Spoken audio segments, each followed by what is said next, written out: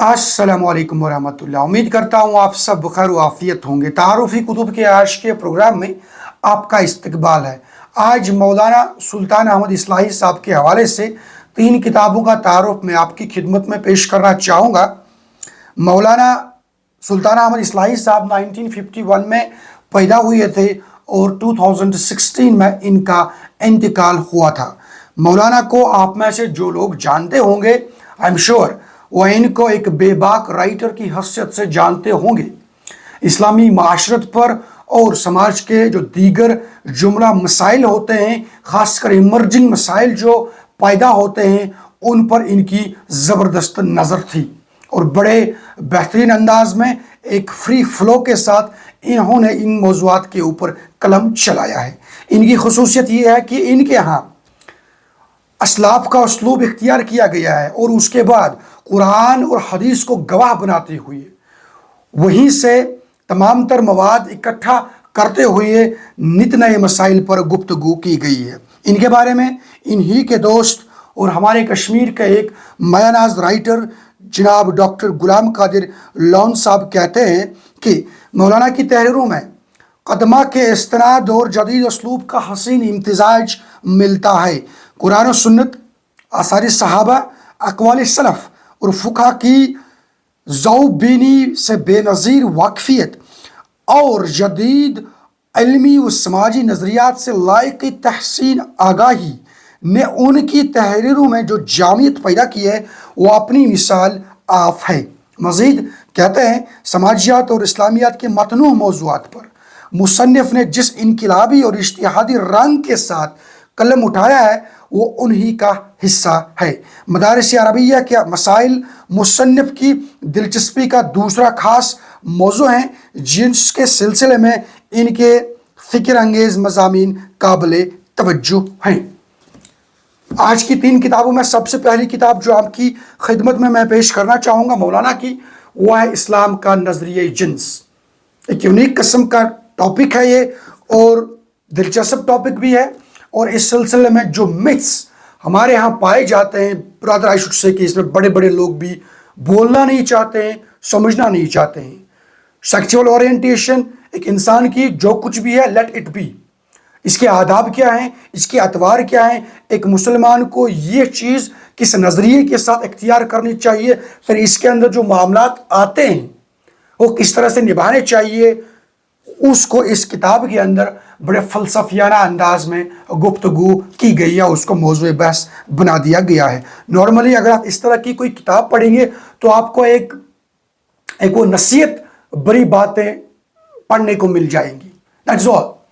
नहीं, अगर इसके अंदर कोई बहस कर दी गई है, कोई अदब सिखा दिया गया है, उसका एक लॉजिकल बैकग्राउंड भी आपके सामने पेश कर दिया गया है। जैसा कि मैंने आपसे कहा कि इस किताब के अंदर आपको बड़े यूनिक मौज़ूआत पढ़ने को मिल जाएंगे। से फॉर एग्जाम्पल इसमें बता दिया गया है जिन्स की अहमियत क्या है, जमा के आदाब क्या है, इस्लाम में निकाह के मकासद क्या है, जिनसी तस्कीन का वसी दायरा क्या हो सकता है।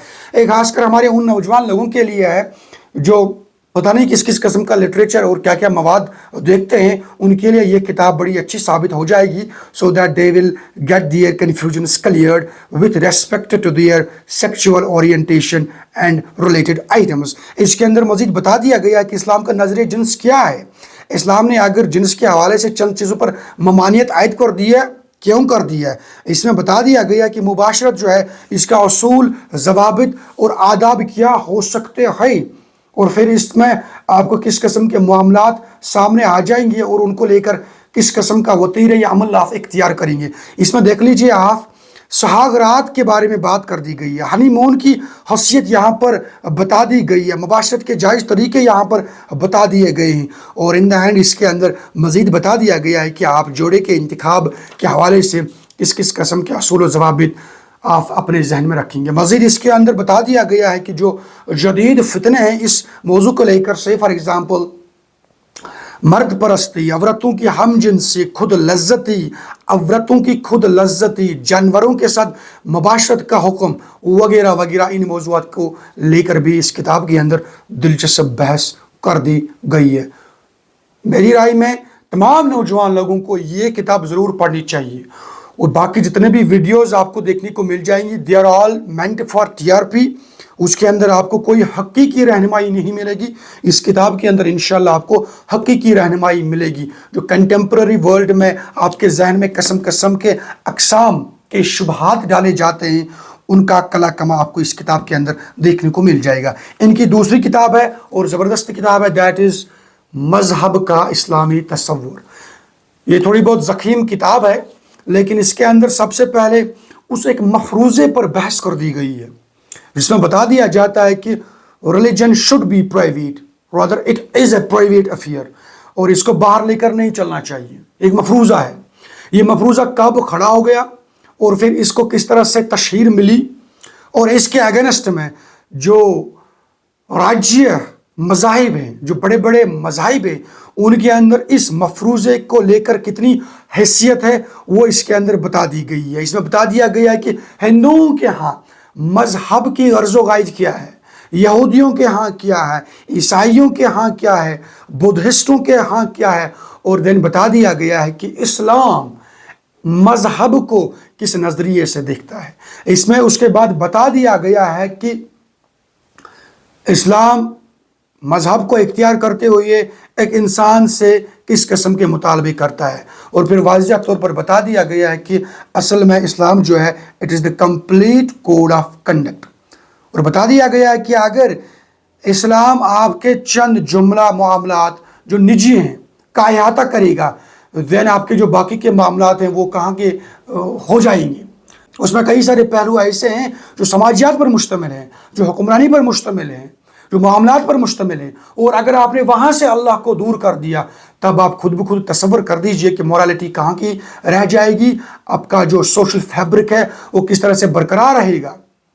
بتا دیا گیا ہے کہ ایک انسان کو ضابطے میں رکھنے کے لیے ریلیجن اس کا خدا ایک اہمیت رکھتا ہے، اور اگر آپ نے اس کو باہر نکال کر دیا دن کس طرح سے آپ امید رکھ سکتے ہیں کہ ایک انسان راہ راست پر قائم رہ سکتا ہے. یہ ملک چلانے کے لیے اللہ کے ساتھ جو معاملات ہیں ان کو فی الحال کے لیے آپ چھوڑ دیجئے، ملک چلانے کے لیے. دیٹس وائی میں نے اس سے پہلے بھی اس موضوع کو لے کر بات کی ہے کئی ساری جگہوں پر، اینڈ اس کا قصہ مختصر کرتے ہوئے میں آپ کے سامنے یہ بات رکھنا چاہوں گا کہ آپ اپنے حکمران کو دھوکہ بھی دے سکتے ہیں. آپ کا جو قانون ہے اس قانون کے اندر کئی سارے پہلو ایسے ہوتے ہیں جو آپ کی نیت کو جج نہیں کر سکتے ہیں. Nobody can judge your intentions. یہاں پر ایک معمولی سے جرم کو ثابت کرنے کے لیے کتنے پاپڑ جیلنے پڑتے ہیں، کتنا وقت لگ جاتا ہے. Why? بیکاز انسان کی حیثیت اتنی نہیں ہے، قانون کی حیثیت اتنی خطرناک نہیں ہے، حکمران کی حیثیت اتنی زبردست نہیں ہے.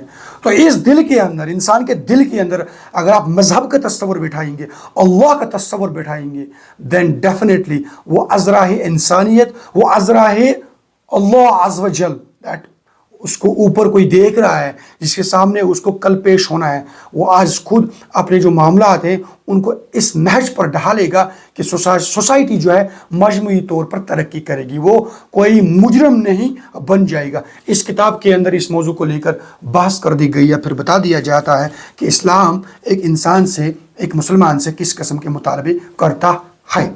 اس کے بعد تیسری کتاب دیٹ از اسلام میں بچوں کے حقوق.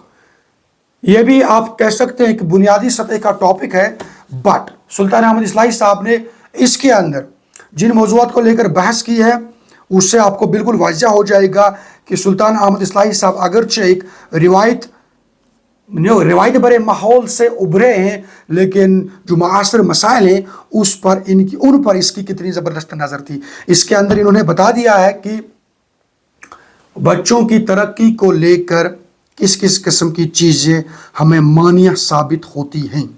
سے فار ایگزامپل غربت و افلاس، بچہ مزدوری، بچوں کا جنسی استحصال. ان موضوعات کو لے کر ہمارا جو مذہبی طبقہ ہے وہ بات نہیں کرتا ہے بیکاز آف ویریس ریزن، جس پر اس وقت بات کرنے کی ضرورت نہیں ہے.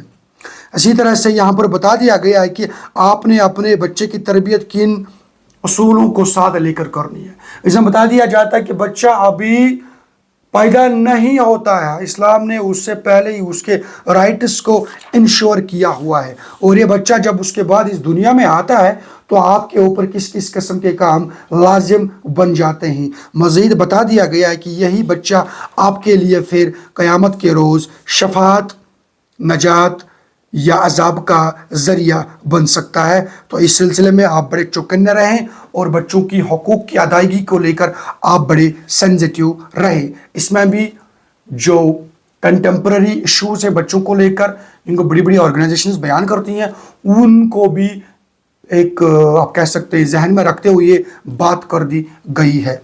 اس کے علاوہ سلطان احمد اصلاحی صاحب کی اور بہت ساری کتابیں ہیں جن کا آپ مطالعہ کر سکتے ہیں، اور آپ پھر دیکھ سکتے ہیں کہ جناب جو ہیں انہوں نے اسلامی جو سماجیات ہے ان موضوعات کے اوپر کس قسم کا زبردست کام انجام دیا ہے۔ اس وقت آپ مجھے اجازت دیجیے، آپ کا بہت بہت شکریہ یہ پروگرام دیکھنے کے لیے۔ یہ پروگرام آپ کو کیسا لگا، اور یہ سلسلہ جو ہم نے شروع کر دیا ہے اس میں آپ کی کیا کوئی نئی رائے ہے، اس سے ہمیں ضرور آگاہ کریے گا۔ السلام علیکم ورحمۃ اللہ۔